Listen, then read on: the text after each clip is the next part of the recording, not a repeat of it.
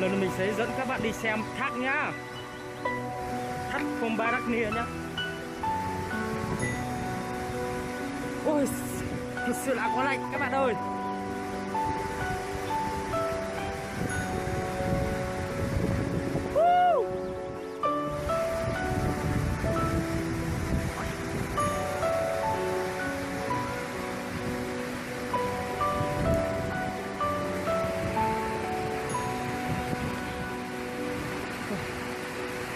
Đường này nước là to quá, mình cũng khó đi qua đâu các bạn ơi. Xem mình nhảy nhá. Có lạnh không? Lạnh. Anh ơi, ở lại đi. Mạnh quá.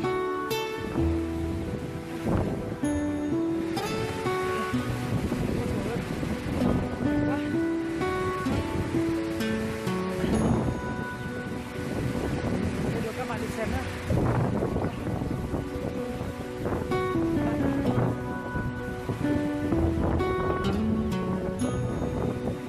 Quá các bạn ơi. Có ai nhìn thấy mình không? Đó, ở trên tên này có đẹp không? Đó, trên hoang thác đó.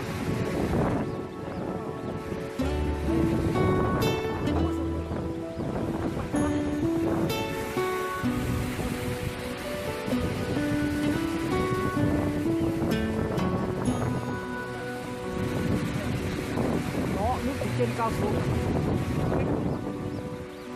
300 mét. Chạy này, các bạn. Ôi trời ơi, gió mạnh quá rồi, máy nước hết rồi, mình chạy thôi, chạy đi chỗ khác thôi.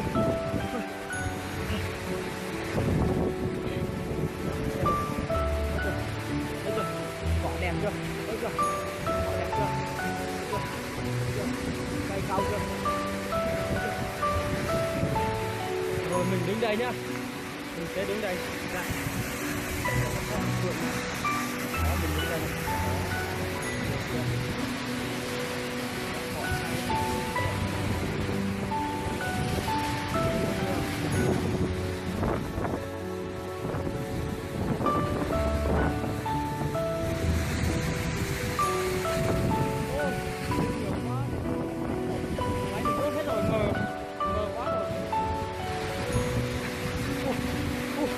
Mình té.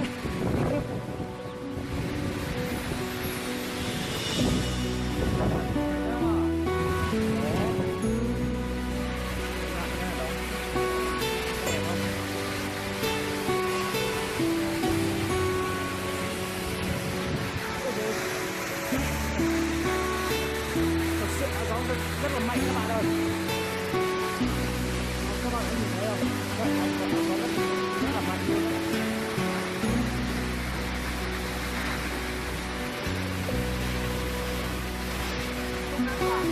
Chào về đây.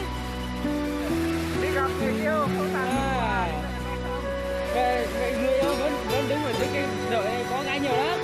Thích tảng có nào tảng hết. Bây giờ thân hình chảy có nào chơi nhờ. Nước mạnh quá, gió mạnh quá trời luôn.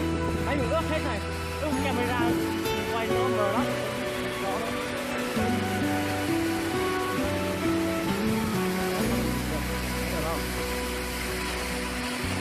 Vô cùng đẹp luôn đấy.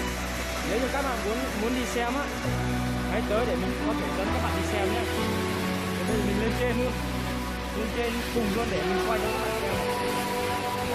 Mình đang đi đấy, là khó đi, con đường rất là khá, khó đi nhưng mình rất là cố gắng vì các bạn rất là cố gắng đi để quay cho các bạn xem.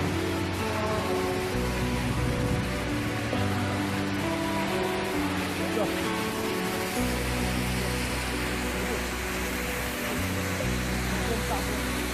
Lên luôn. đi nhá. Trời ơi, mình rất thế này lên mình té cánh chết to luôn á.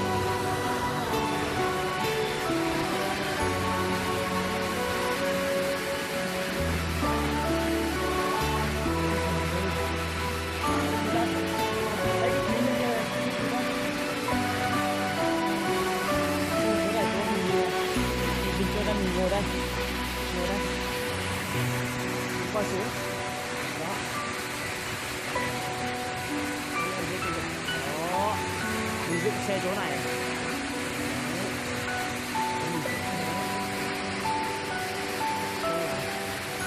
Đó bây giờ lên trên cái đỉnh rồi, xem cố tìm xem mình cố tìm rất là cố gắng tìm xem những cái con rơi nào, để nghe tiếng con xe ở rơi nó khóc thôi.